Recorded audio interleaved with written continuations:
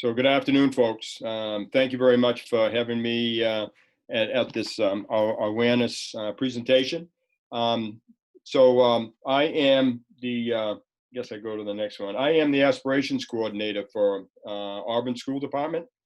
I've been with Auburn for 30 plus years. I was an industrial arts teacher, assistant principal. I left from here and went to Lewiston Regional Technical Center as the assistant director, and then back here as assistant principal. And back in 2015, the superintendent thought she wanted to create a new position, an aspirations coordinator, and I jumped all over this and said, yes, I'll be more than glad to do this. What is it? And she said, well, we're not exactly sure, but we got a good place for you to go, and that's to go down to South Portland High School and meet with Jane Eberly, which was one of the best things that I ever did, was to go down and meet with her. She, one phenomenal young lady, she really is. And I really hate to see her leave, but I know that she's followed by Gretchen, who is just as outstanding. So since 2015, I've been working at creating something that was sort of similar to what Jane and Gretchen have been doing at South Portland High School and South Portland School Department. So basically what I'm going to do today is sort of go over what I have in Auburn as a K-5. Basically, really, for me, it's a K-6 program that came about as a result of my meeting with Jane back in 2015. Auburn has 6 elementary schools, approximately 240 students per grade. And someday I'll go over what I do in grades 7 through 12. But today I'm just going to focus as much as I can on grades 5 and 6. So what we do in grade 5, we take all of our 250 fifth graders in the 6 elementary schools, and we go on tours for Central Maine Community College, which is not very far from here. We could almost walk there. 2 of the elementary schools could. And what we do is we visit all of their programs. As you can see, I've got a couple of slides here. One of them is that while some of the students are on tour, we try to keep the tours in small groups so students can ask questions. If you get a large group, then you got kids that are like me, real reserved. They hang in the back and they don't ask questions, sometimes don't even hear the presentation. So they don't really get a lot for what these programs are really all about at the community college.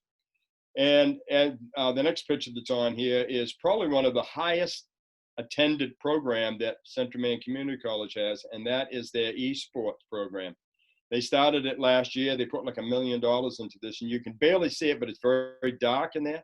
And they have, it's probably give or take like 40 different stations, and kids compete with colleges all over the country in this esports, and it is their highest attended program in the community college. Just absolutely phenomenal, fantastic. Hard to get these fifth graders out of that room. Once they walk in there, they get the bug, they sit at one of these stations, and it's all over, you know. So we almost have to drag them out hand and foot. Some of the other programs that we visit, I just threw a couple of slides in here, was a criminal justice program. We more often than not have students that are in the programs that are presenting to the fifth graders, which is sort of brings relevancy to a student that's already attending there to the students in the fifth grade. And as I get to the end of this, I'll show you that I really ask that if there are any of students from Edward Little High School that are in these programs, if they could do the tours, it would be absolutely fantastic. And we have a lot of kids that do that. And again, we got the automotives program. You can see the kids are all underneath this this brand new Ford vehicle that's up on a lift. Some of them are saying, I don't, what is this? What is this? What is that? What do they learn to do? And those kinds of things. So it's very educational for them. The slide on your left-hand side are some of our former students who are doing tours and presentations to the fifth graders. And a couple of years ago, we went down to SMCC and we toured there, and I pulled up that one slide down in their marine biology program. And again, fifth grade students, their eyes are wide open. A lot of them have never been to a place like this. They hear about college, but they don't realize that these kinds of programs are hands-on. And the kids are really, we find for our kids, they're really turned on to this. They say, ooh, gee, I really would like to do that. Can you tell me more about it? They don't get enough time in each one of these programs to really ask the questions that they should and would like to. The good thing about this is that it really does whet their appetite for what there is down the road for them. It shows them that going to college, more than sitting in a classroom with a teacher lecturing to you, that there really are hands-on and engaged learning that are taking place in a lot of these programs. The other place that we've taken students in the past has been USM, and we take it to the A&P lab, where they get a chance to feel, touch, see human bodies from the inside, all the different bones, all the different anatomy components of the human body, something that they're not really used to in most of the elementary school classes. So it's like, again, students' eyes are wide open. For those, we had in the past been getting shirts printed out that say, I visited college today, or I am a high school graduate of 2025. So it's like the kids have a chance to walk away with a t-shirt that sort of symbolizes where they are and what they've been doing for the past 3 or 4 hours in school.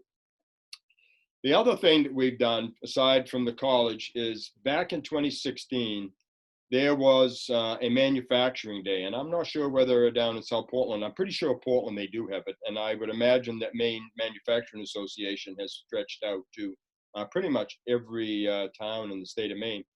But we were invited to go to Manufacturing Day back in 2016. So we decided we were going to take our 6th graders to that. Since the 5th grade has been going to the community college, let's take the 6th graders to Manufacturing Day and visit some of these manufacturers in the local area. Well, this was the first year they had Manufacturing Day, and our young 6th graders were in groups with high school students that were going to the tech center and college students that were going visiting their manufacturer, the manufacturers, to see what kinds of careers and jobs that were available. So what we did is say, we're not going to do that anymore. We are going to, I skipped that one. We're going to take our 6th graders, but we're going to figure out when we can do it. Instead of it being on Manufacturing Day, we're going to set up our own schedule. So what we've done now is we take every single 6th grader and they visit 2 manufacturing sites on one day, and then another day 2 more manufacturing sites. So when they're all done, they have visited 4 of the area manufacturers. Now we've got probably not as many as Portland has, between Portland and Westbrook and in the southern Maine area, but we've got a fair number of manufacturers. The best thing about this is that we have relationships with these manufacturers now that we never have before. There's always been the manufacturers on one side and the schools are on another. Most kids in the area never even hear about jobs unless somebody in their family has been either working in one of these facilities or know somebody that does. These manufacturers are basically a city in and of themselves. They have every profession that you can think of that's in there. They have nurses, they have managers, they have people that do business, they have people that work with their hands, they have custodians, they have marketers, they have people that design products. And what has been great about this manufacturing exploration has been that every manufacturer that we take our kids to, they explain about careers in here, not necessarily all about the products. What you see on the left-hand side here is Globe Manufacturing. They make fire boots for pretty much every firefighter all over the world. People don't realize that it's in Auburn. They're all individually handmade. They are fitted to the individual firefighter, so their boot fits them. So they take the sizes and everything, they bring them in, and the folks are manufacturing fire boots. On the other side is a place called Modular. They make these large, I don't know if you've ever been in LL Beans or in Walmart distribution center, but they've got these tall, they could be 5, 6, 7-story high, rotating lockers kind of thing, where if you want a size 10 bean boot and it's in green, you push A3, and all of a sudden this whole spindle will turn until it gets to A3, the door opens, and there is size 10 green bean boot, right? Well, they make those, and it is absolutely fascinating for the kids to go in there and see how all these robots make all this stuff, right? It's incredible. The manufacturers that we visit the most is Strainwright. They make containers, they make vessels for Hershey's chocolate, for a lot of the beer manufacturers. They also make the strainers that go on the inside. You've heard of Thomas Mosier. They make some of the greatest furniture in the world, very expensive furniture. Globe Manufacturing, again, that's back of the boots. Modular, again, is the turntables. Jones and Vining, interesting, they make footballs that have the logo of the Boston Patriots on it.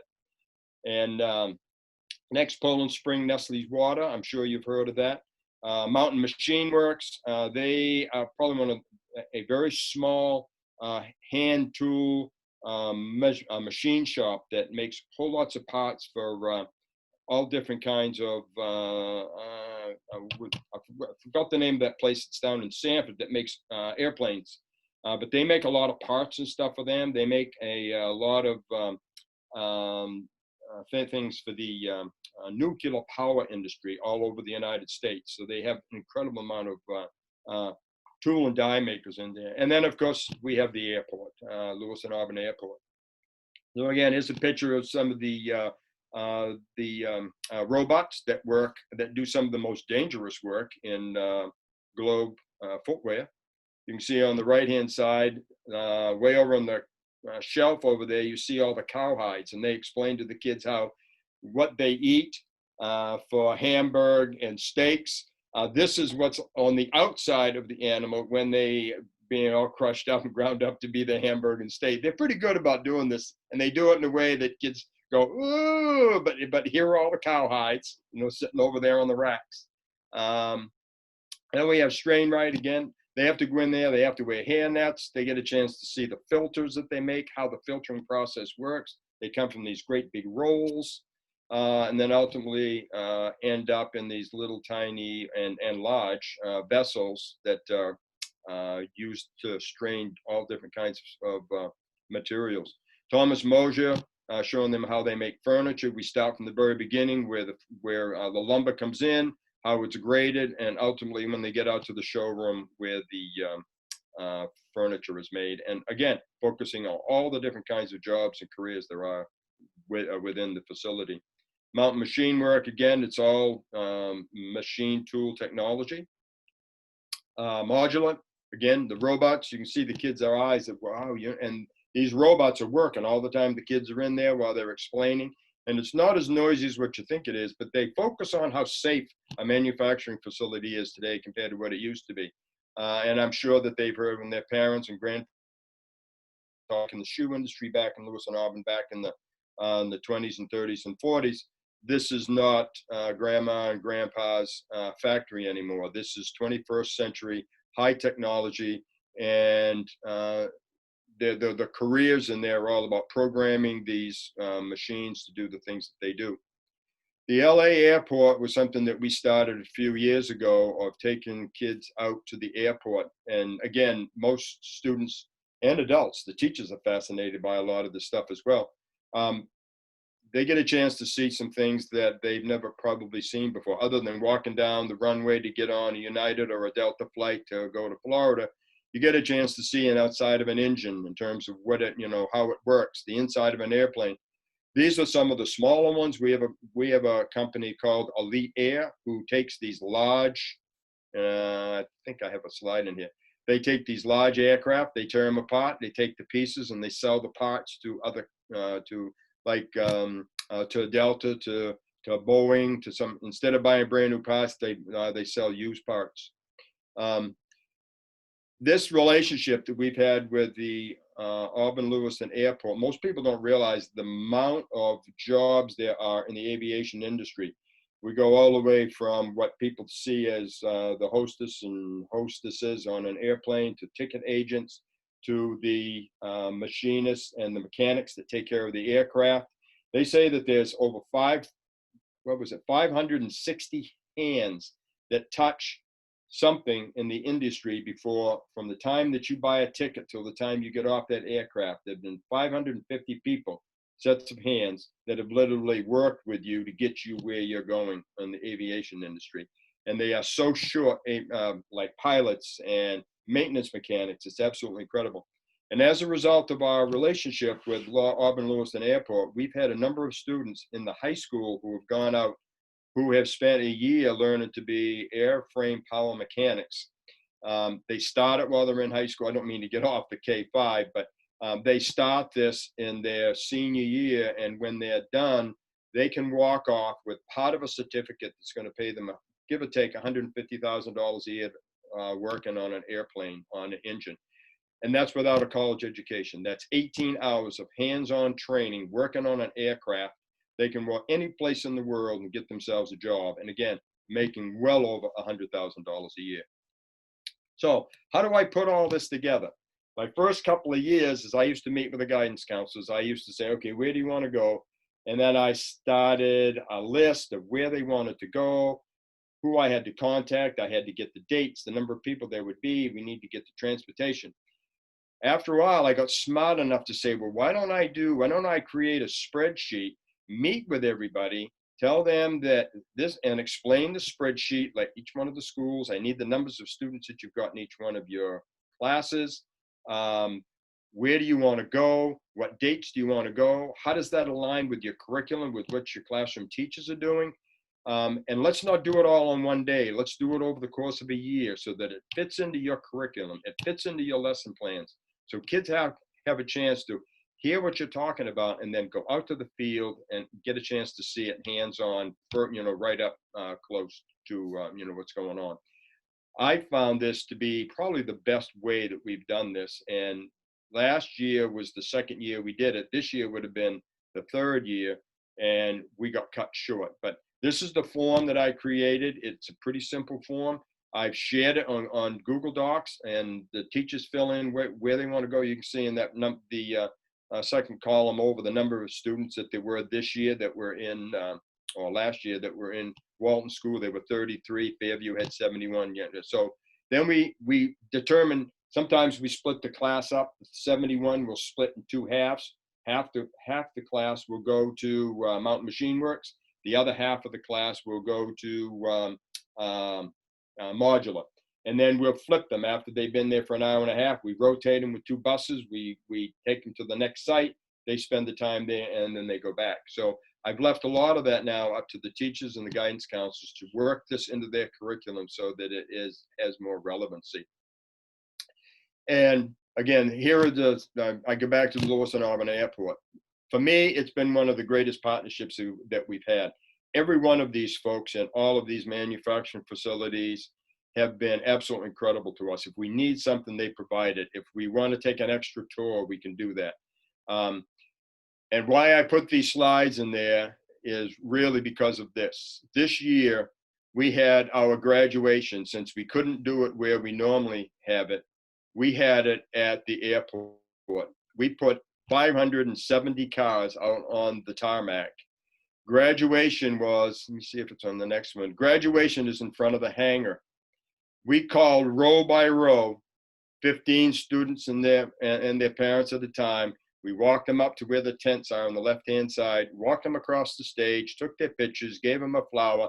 Over on the left-hand side, you can see that there's like a bow, a round bow kind of a thing of flowers, and we had their pictures. The parent and the student had the pictures taken, then they went back to the car. We couldn't have pulled this off if we did not have the relationship with this airport. The great thing about it this year, it was sort of perfect timing. They were closed for 2 weeks for construction. They're doing both runways. There were two runways. They're resurfacing both of them. They're putting in new taxiways on both ends. So they basically closed it down, no air traffic at all for 2 weeks. And it started Friday at noon. We had the perfect opportunity to have our graduation there, as did Lewiston High School, as did Oak Hill High School yesterday. Without our partnership and our relationship with them of what we've done with students, we wouldn't have had this opportunity available to our kids and to our community. Once in a lifetime. It was one of these once in a lifetime pandemics, but we had once in a lifetime outdoor graduation at a facility that probably 90% of the people in Lewiston Auburn don't realize exists. The airport is out of town. Unless you happen to be going to Poland Spring, you really never realize that it's there. So that's I can't speak highly enough for the partnerships and relationships that, as a result of this position that I have, we've been able to develop some relationships that's just absolutely incredible. And as well, now our kids that we started with back in 2015, thanks to Jane, are now in high school. They know that there are places around, that there are jobs, there are opportunities for them to go out and to visit, to job shadow. We can get them internships. We can just get them a place where they can go for a semester and take a look at what they do in all these different occupations. So relationship development, not just with students, with parents, but with the community, is vital. And that's really what this career awareness and the aspirations coordinator position has really, afforded both the high school and the community and our students and parents. So thank you very much. Sorry I carried on so long, but I know I focus more on the aviation thing than anything else, but it really is. It's all about partnerships. It's all about relationship development. Everybody really wants something to do with education. And these manufacturers, people here that we're sending all kids to college, the focus is where you're going to college, where you're going to college. There are many, many, many, many opportunities for kids who have phenomenal careers right in your community, right underneath, in the back door yard, with all these different places that maybe up until about 4 or 5 years ago, we didn't pay a whole lot of attention to. And now we're starting to pay attention to them. Their careers, and their kids can actually stay here in the state of Maine, where they live, grow up, and they can raise their children here. So again, thank you very much. Thank you, Jim. That a lot of great points there, and just really evident in terms of your narrative, just the power of those relationships within that community, and then the testimony at the end with your graduation. As you stop sharing, I want to see if there are any questions for you as Gretchen is sharing her screen and bringing up her presentation. So I don't know if Erica or Justine or Kobe, if you have any questions or any follow-up questions or comments that you would like to make to Jim. I have a very logistical question. So do you send all the students together during these college tours and visits, or do you separate it by elementary school? Each school, like the 6th grade at Sherwood Heights, they'll go on one day. If they had like 70 something kids, we'll split them in half and take 2 buses. We'll take like 35 to one location, 35 to the other, and then we split those in smaller groups while they're there.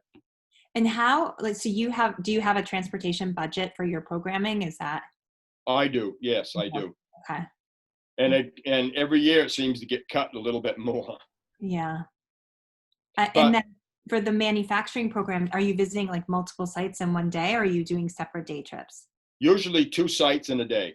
Okay. So we'll split the class in half. Half will go to, say, Modular, and the other half will go to Pioneer Plastics. And then they'll flip. Those that were at Pioneer Plastics will go to Modular. Modular will go to Pioneer Plastics. So we do 2 sites in a day with half the students in each site. Okay. If that makes sense. Yeah. So like the biggest group you have is like 70 or something. Or that's the largest school, right? Okay. Okay. All right. That makes sense. And so these students, and these are full day experiences, or are they? Normally it will be, they'll start at 8:30, 8:45, same time school starts. They'll check in with their school, get on the bus, and they'll have lunch wherever they are. That second site, they'll have their lunch there, and then they'll come back to school. So let's say they're gone from 0900 until 1300 in the afternoon, give or take. Okay. Okay. That's awesome. Thank you. I love the ideas of the visiting the community colleges. Kids love it too. Wish we could get to more sites. It would be, each community college is different, and it would be nice if we could go to all of the community college. Each one has specialties. Like Kennebec Valley Community College, a lot of their programs, not just do they have nursing program, but they also have alternative energy, sustainable agriculture. You don't get a chance to see that kind of stuff unless we could go to a place like that, unless you take kids to a farm someplace, right? But the community colleges are so diverse, and they have so many different career pathways, that it would be nice if we could get kids to every single one of them. I got a question for you, Jim. Yes, ma'am. Do you have that lab right in the middle school? Do we have the lab? The computer lab that I saw. Not the computer, I'm sorry, the automotive lab? The automotive lab is at CM. At CM. Okay. CM, yes. We don't have anything like that at the high school. I didn't know if you had a nice little industrial arts lab that you utilizing, but no, that's at CM. Yes, our industrial arts lab is now a weight room Oh, sorry. due to budget cuts. And I that was a gotcha. long time ago. That was back just before I left to go over to LRTC. And do you do any type of a career interest inventory type component to this? The only one that we've done is that World of Work thing that I think that's what it is, that we started with our bridge kids.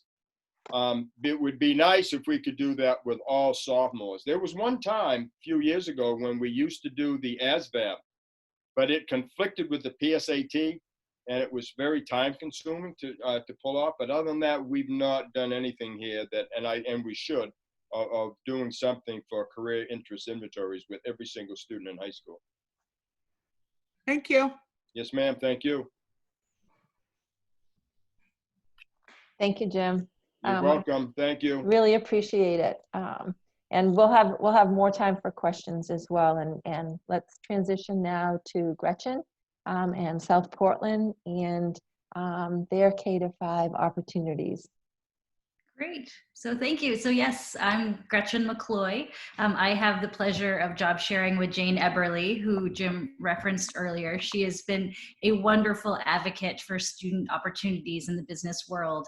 She's had this position in South Portland for almost 20 years, and we've been really fortunate that South Portland has valued connections with the business world, and that this position has existed in South Portland in some capacity for over 30 years. So I've been very fortunate to learn from the wonderful Jane Eberly this past year, and we'll be carrying on the work next year. Jim and I also are part of a loose collaborative called the Community Coordinators Collaborative, or C3, and I've included our website at the bottom of this slide. If you are doing similar types of work anywhere in the state, anything around extended learning opportunities, internships, this career exploration piece, please reach out to us. We're a great network of like-minded people who are doing similar type jobs. Every position is a little different in every district regarding what the priorities are in our individual districts, but it's a great way to collaborate with others who are doing this kind of work. We have guest speakers come in and speak to us regularly, and just kind of sharing best practices around the state. Oh, and again, that's me. I'm Gretchen McCloy, right? So the examples that we're going to be talking about from South Portland are things that have kind of grown organically. Many of the opportunities that we have on our list are things that started with a particular teacher who might have approached our department and said, hey, we're doing an ELT around insects in second grade. Can you get a bug guy to come in and talk to us? And so our job is to kind of be that connection to the community to help organize getting those experiences either into the schools or getting students out of the classroom and into the business and community world around us. One of the joys of our position is trying to then take that opportunity that might have started as a one experience for one classroom and expand it to all of our students of that same grade level. Similar to Auburn, we have 5 elementary schools. So when we're coordinating these things, we're trying to coordinate them across all 5 elementary schools to create equitable experiences and just have, the same experience from a student from one school might have as a student on the other side of town. So I'll talk about a few of these opportunities in a little bit more depth, but really it's just kind of finding ways that work for the teachers to find meaningful experiences for their students. And all of these, while they may be ELT driven around what the teachers are trying to get out of it, big picture, they're all aspiration building. And that's a really important piece of the puzzle for our students, getting them exposed to the world outside of their little classroom bubble, their little school bubble, their family bubble, and perhaps exposing them to jobs and careers that they may have never heard of before. So one of the great programs that started, again, this is one of those things that started with one teacher who said, hey, we're studying our community. We'd love to do a business walk and meet some of the businesses that are around our school. So we created it for that one school and then have now been able to replicate it for the other schools in South Portland. So in second grade, they have this ELT topic looking at rights and responsibilities within a school and within their community. They're looking at the topics of needs versus wants, goods versus services, and then how businesses are interconnected. So it's been a lot of fun over the years to build relationships with local businesses, ask them if they're okay with a group of 30 students traipsing into their small business. And most of the time, these are small businesses in South Portland neighborhoods. And the hosts have been so gracious in welcoming our students and really doing a great job explaining these different topics that we're looking at in the classroom. This year, this opportunity was not possible in live action, but the teachers got together and said, this is a really great unit. We'd like to do it virtually. And the second and third grade teachers collaborated to kind of build it into a larger second grade into third grade, where it kind of shifts. The third grade ELTs and social studies are shifting around citizenship and community and constitutional pieces. So we did the same opportunity this year, made it virtual, and created a really wonderful learning website for our teachers to be able to use with their students. And I have a couple examples of some of the videos that we created with the teachers and interviewing the different former hosts that we would go to in person and having them be virtual. So if we have time at the end, I can swing back to this and give you some of the examples of what the businesses say when we're doing these opportunities with them this year virtually. Third grade, we do a municipal unit where all of our third graders get to go to City Hall, they go to Public Works, and then they also do a little bit of historical piece of learning about the at the museum in South Portland over on the Greenbelt.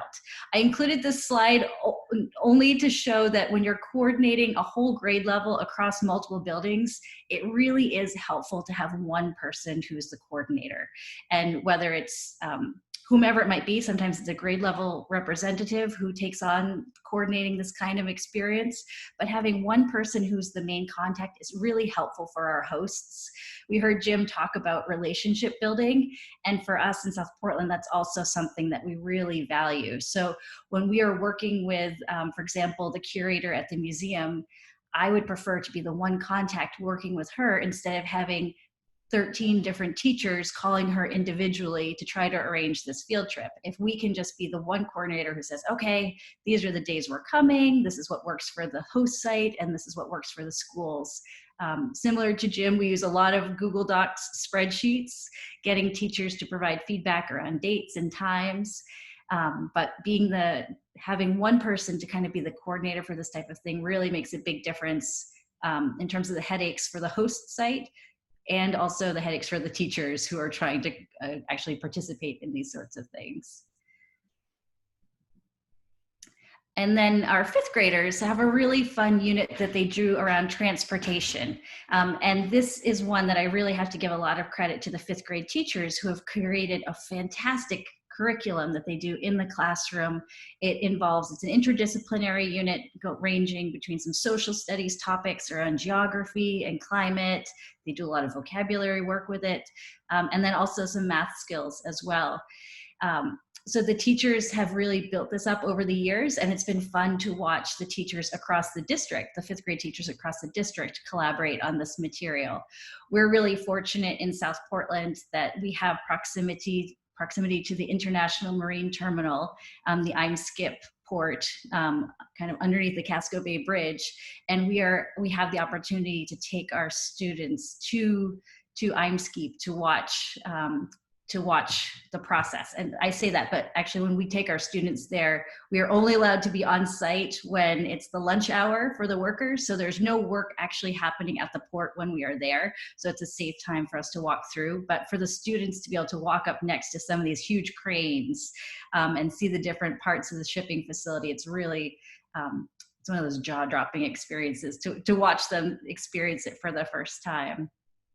And just, again, to be exposed to more careers that are outside of their life bubble. So these are just kind of examples. The students are doing some vocabulary work ahead of time before they go on the experience. And then the math examples. So it does tie into, they're looking at climate issues as part of this unit. So they're doing some math around the carbon emissions of different modalities in terms of moving things long distances in large heavy containers. So thinking about how does this all get started? So if you are someone in a new district trying to build relationships, trying to figure out how do I build bridges in my community? How do I even start with any of these pieces? If you don't have the luxury of having a Jane Eberly to job share with, then these would be the things that I would recommend to anyone in any community. So certainly reach out to your Chamber of Commerce. They are really, they have their eye on how to develop workforce, and they're getting really more into how to help support youth development of workforce here in the state of Maine and keeping people in the state of Maine or getting people back to the state of Maine. So certainly reach out to your local Chamber of Commerce. Many municipalities or schools are members of the Chamber of Commerce, so check to see if you're a member, but even if not a member, certainly reach out as a great resource in your community. Your town manager usually will have a good pulse of what community businesses are around, or if there's new ones coming to your area who may be student-minded or community-driven. In South Portland, we are fortunate that we have a person who's dedicated to economic development, but in some communities, I know that it may be a committee or a group of individuals who help with economic development, but certainly reach out to those people. I can speak from South Portland that our economic development department had a entrepreneur kind of Shark Tank competition. And I have come to this role of being as a former school counselor at the middle school level. So I would take advantage of those entrepreneurs who are working in that Shark Tank kind of game and tap them to come be presenters to our middle school students. There's also a lot of great alumni who are often interested to come back to speak at their schools or to invite students to come to their new place of work. Parents and PTAs are another great organization or groups to tap into. One of our C3 colleagues in Cape Elizabeth, John Holdridge, has a really wonderful survey that he sends out to members of his community. And that can be businesses, parents, alumni, anyone in Cape Elizabeth who might be interested in being a partner for education. And in that survey, those people are signing up to say, oh, this is the industry I work in. I would be interested or willing to come in and speak to students, or I would be willing to have people come and visit my site. So building those connections with your community is a really wonderful thing. And I'm interested to kind of think about that piece more myself in South Portland and building more connections with the businesses and alumni and parents in South Portland as resources for us. If you're at an elementary school that is connected to a middle school or high school who has a JMG specialist, certainly reach out to them. They have a lot of great connections in the business worlds. Or if you're somewhere that has an ELO or volunteer coordinator, or if your high school has a co-op program, certainly check in with those individuals too. They probably have some great relationships. Junior achievement is something that I know that I've used in the past when I've been at the middle school level. They are wonderful about coming into schools and helping out with curriculum and also getting students out into the community. Last year, our entire 7th grade had the opportunity to go to WEX and experience the JA curriculum at offsite out at WEX. And I know that Junior Achievement will be presenting at this time slot later in June. So keep your eye on that schedule if you're interested to learn more about how Junior Achievement could connect for you. And Jim mentioned the Maine Manufacturing Association of Maine, but I included them as well as another resource. They have been very supportive of field trips and helping find ways to get students into manufacturing facilities to learn more about that business. I know in the past they have even had some grant funding available to provide transportation to get students into those facilities. So certainly reach out to them if you're thinking about wanting to build an opportunity for your students to go tour a manufacturing place. And Destination Occupation is a great online resource for us. So they put together videos about careers that are here in Maine, and they're locally produced, local businesses, and they're really well done. So we've used them a lot as a resource for students who are doing career exploration, especially now having to do virtual career exploration. That website is free to view the videos from the different business sectors. And then as a former school counselor, I would also like to say, please talk to your school counselors, because they have career standards that they're working towards as well. And they may already be interested in this type of work, or may already have some connections built, or maybe interested in doing more of this and would love to partner with you. So those are my bits of pearls of wisdom and a little bit of experiences from South Portland. But I think the overall message from South Portland that we were hoping to highlight is just how the organic process can grow. We didn't come into this saying, oh, we want to build an experience for all second graders to learn about businesses. It kind of came the other way. It came from the teachers saying, oh, we have this need, we have this interest, how can we make this happen? And then just kind of supporting that work and building it from there. So. Well, let's see. Are there questions about that piece?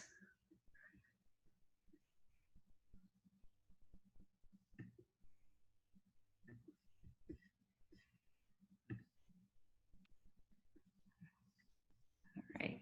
Well, I can go back. I'll go back and share. I can share some of these videos with you just to kind of explore a little bit more about what the virtual experience looked like this year for our students. So these are some of the second graders who went on business walks in the past. We did the videos this year, so let's see if they will play for us. So this is a credit union in South Portland. This is Alice Goodwin of Evergreen Credit Union, and she's going to be talking about what a day in the life of is for her employees. A day in the life of the credit union is different. No one day is the same as the day before or the day after. Because we work with the public, it changes. It changes all the time. Our tellers work extremely hard, especially right now, because just our drive-throughs open. So the lines of cars go all the way from our drive-through out to the street. And they're pretty much nonstop. In our offices, as you're all studying online from home, we are servicing loan requests and new account requests online and electronically. We send all the documentation that needs to be signed electronically. It's signed, it's sent back to us. So we're able to conduct business as normally as we possibly can during this time. But our members and our new members really haven't felt a great difference. And it's a good feeling for us to know that we're adaptable, just as our schools are adaptable and our teachers are adaptable, to ensure that. Okay, I'm gonna just give you a little snippet from each of these without having to make you watch all of them. This next one is None Such Bookstore. So she's answering the question, what goods and services do you provide? Because that is one of the essential questions that our second graders are looking at.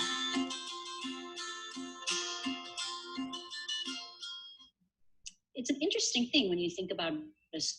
We provide things for people, right? So those are good, and we provide those. But we also provide a service, and that kind of the service that we provide are things like helping people choose a book. In recent months, when stores have been closed, we have been doing a lot more service because we can't have people in our store right now. So what we have been doing is taking people's calls over the phone, shopping. I walk around the store all day and I pick out books for people, or I pick out some of the things on the back, the toys on the back wall, or I'll go to the bookshelf and say, well, what about these books? We send pictures. And so we'll shop in the store, and then we get people's orders together and we will bring them out. Sometimes we deliver them to their homes, and sometimes we to our little table outside of the store. So that is a lot of a service that in getting people their goods. And then I'll show one more little clip here. So one of the questions we talk about is how businesses are interconnected. And, you know, when we go on the business walk, we visit a pizza place and they talk about how their business is connected to the printing shop across the street because they'll walk across the street to get their menus printed locally. So this is a local insurance, Noyes Hall and Allen Insurance Agency. And Bob O'Brien is talking about how businesses are interconnected for him. We work with a lot of local businesses, actually. We do, if you think about like Lynn Scott Real Estate over across from the post office, they sell houses. And when people are buying houses, they need to buy insurance. So we work closely with real estate agents like Lynn Scott Real Estate.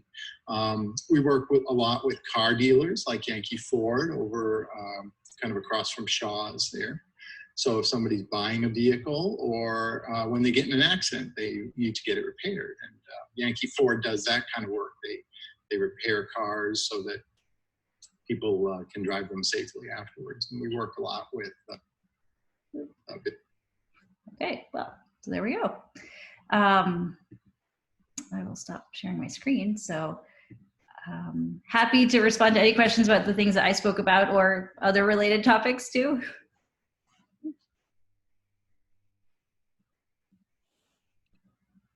Hi, Gretchen. It's Justine. I have a question. Sure. What do they do? Well, one, I've been on some of those field trips. They're awesome. What do they do for like prompts in the classroom? Do they have a curriculum, like especially for the virtual stuff, I'm wondering? So you provide the videos to the teachers and then they have their own prompts they're using to...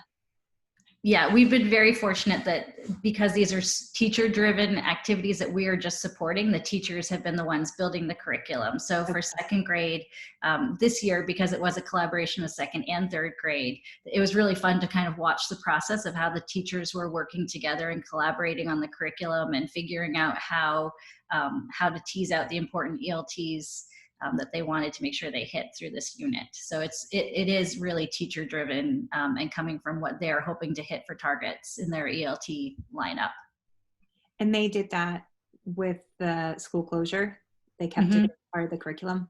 Yeah, yeah, and certainly another set of kudos go out to our school information technology support people and our librarians and our people who are helping to coordinate all that, pulling together kind of a unit website for the teachers so they could easily have all the pieces at their fingertips in one place, including the videos, including the curriculum pieces, including templates, and just really wonderful to see the sharing of curriculum between teachers in different buildings and watching that process. Okay, that's great. Yeah. Is there any chance that you could share some of the units? I'm not sure. I'll have to get back to you on that. I'm not sure how that piece works, but I could ask for sure. When we were planning this, Meg, a couple of the curriculum coordinator was on one of our planning sessions, and she asked that we understand that they often in the elementary grades also use a lot of text to support the development of understandings with the kids, and that they have permission with the authors for the text for the South Portland audience. And so she said, you know, we'll share with you what we can and it'll be on the slides in terms of the things that we can share, because we have these agreements in our curriculum with folks that are supporting our curriculum like authors. So doesn't hurt to try, Diana. Well, there was an ask and that was our answer. Yeah. Gretchen, Jim Horn here. Yeah. I have a question. Fantastic PowerPoint. You guys have done an awesome job, and how you've grown over the past, since 2015 is absolutely incredible. And I'm jealous. And so I'm working real hard to try to catch up, and I probably never will. But what is the presentation to elementary teachers for them to make suggestions and recommendations of places for them to go that will support and facilitate the career standards that they have in each one of their classrooms. Do you meet with them individually? Do they just submit ideas and recommendations? How does that work? Yeah, it's a great question, and it's one that is constantly evolving. I think we are very fortunate that we have a wonderful liaison with our curriculum director, and she's really involved with the curriculum at each grade level, and trying to help support what are the meaningful experiences that they'd like to offer to students at each grade level. So for us, it's collaborating with our administrators, collaborating with our curriculum director. We do try to go at the beginning of each year and reintroduce ourselves in each building, just to kind of let teachers and staff in each building know that we are a resource, that we're here if they have ideas and they'd like support putting something together. So sometimes teachers do reach out to us directly and will say, hey, I'd like to try this field trip this year or this project this year. Can you help me out with it? And so they'll come to us directly when they have a creative idea. But certainly it's about relationship building too within our buildings and making sure that people know that we are a resource, and that they can ask if there's something that they're hoping for. Fantastic. Thank you very much. Yeah. So it sounds like both of you are able to do a fair number of field trips and whatnot. I think Jim mentioned he has a budget for that. I'm wondering, Gretchen, where does the budget come from to be able to do those? Yeah, that's a great question. For us in South Portland, if we are using busing and it's staying within South Portland or within, I think it's a 5-mile radius outside of South Portland, we don't have any fee from our busing department. And we are fortunate that where we are located, and we recognize that this is a blessing that we have that may not exist in other areas, that we have a lot of places we can go on field trips right in our backyard. Beyond that, if it's a curriculum driven experience, so if it's an experience that let's say every 4th grader has this experience to go to Augusta, then that is covered by the curriculum director's budget. When we do the human body fair with, I can't remember which grade it is, but we have a human body fair for our entire, let's say it's 3rd grade, that's covered from our curriculum director's budget because it's something that every 3rd grader has access to, and it's directly connected to the ELTs within 3rd grade. So the first year when we're doing something for the first time, sometimes we have to get creative on finding grant funding for it as the pilot for the first time. And then once we establish that it's a meaningful experience, we push back to the principals and to the curriculum director to say, if you'd like to keep doing this, it needs to be something that's sustainable within your curriculum budgets. I just want to say, well done. And if anyone is doing middle school as well, I know this is the younger grades, you know, up to 5th. Middle school's traditionally 6 through 8. This could so easily be adapted to be a middle school curriculum as well. So, Gretchen, I might be getting a hold of you. Sure. Yeah, no, I have had a wonderful opportunity as a school counselor at the middle school level to do a lot of career exploration for the 6th, 7th, and 8th graders that I've worked with in the past. So happy to talk more about that. And I think Gretchen mentioned Maine Manufacturing Association. If you are visiting manufacturers, I know that they've been phenomenal with us. If I ran out of funds and I didn't have enough money to get a couple of buses, I've turned to them, and they've always been there to support any kind of involvement that we've got, taking kids on tours to the tech center, to the manufacturers. So that is another, fantastic source. And I'm going to be respectful of people's time, and we are at 3. Yeah. But feel free to continue the conversation. I'm just saying that. Yeah. Diane and I are a good cop, bad cop. I'm usually the bad cop. It's a good team. So I want to thank everyone. We will post this. I'm losing my words right now. We will post this on the Maine Department of Ed YouTube channel. The recording will be up. Gretchen and Jim have also agreed to share their PowerPoints. And so on the Career and Education Development website at the Maine Department of Ed, you'll see the link to the YouTube channel, and you'll also see their PowerPoints there. It will help you in terms of reaching back out to Jim and Gretchen if you would like, because you'll have the information on those PowerPoints. Thank you all for participating today. Really have enjoyed both Jim and Gretchen's presentations. Can't thank you enough for just really helping to show how we can lay foundations in K-5 and plant seeds with kids about career opportunities and all the different opportunities that are happening inside these buildings that are making things, or our businesses, just what's going on in those places, kind of behind the scenes looks for them. So thank you again very, very much. And I will close this down unless there are any final thoughts from anyone who's participating. Thank you. All Thank right. you. Thanks. Thanks so much. All right, take care. Diana, thank you. Oh, thank you. Good to have Appreciate it. you. That was good. Yes.